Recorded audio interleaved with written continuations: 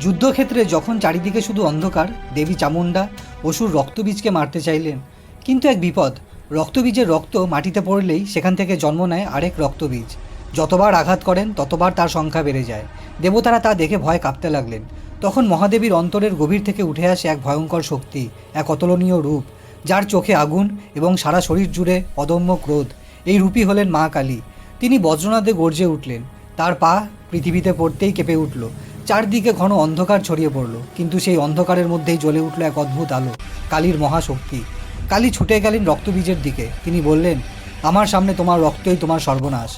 রক্তবীজ যতই আঘাত করুক, কালী তার প্রতিটি রক্তবিন্দু জিভ দিয়ে শুষে নিলেন এবং একটি ফোঁটাও মাটিতে পড়তে দিলেন না। অবশেষে রক্তবীজ চিৎকার করে মাটিতে লুটিয়ে পড়ল। দেবলোক জুড়ে ছড়িয়ে পড়ল এক অদ্ভুত শান্তি। দেবতারা চিৎকার করে বললেন, জয় মা কালী। দেবী কালী তখনও রুদ্ররূপে, চোখে জ্বালা, মুখে রক্ত, কিন্তু ভেতরে ছিল মা এর অসুস করুণা, যে পৃথিবীকে রক্ষা করতে পারে, আবার শান্তিও ফিরিয়ে আনতে পারে। এভাবেই জন্ম হলো কালী, বিনাশে জন্ম নেওয়া শুদ্ধ শক্তির দেবী।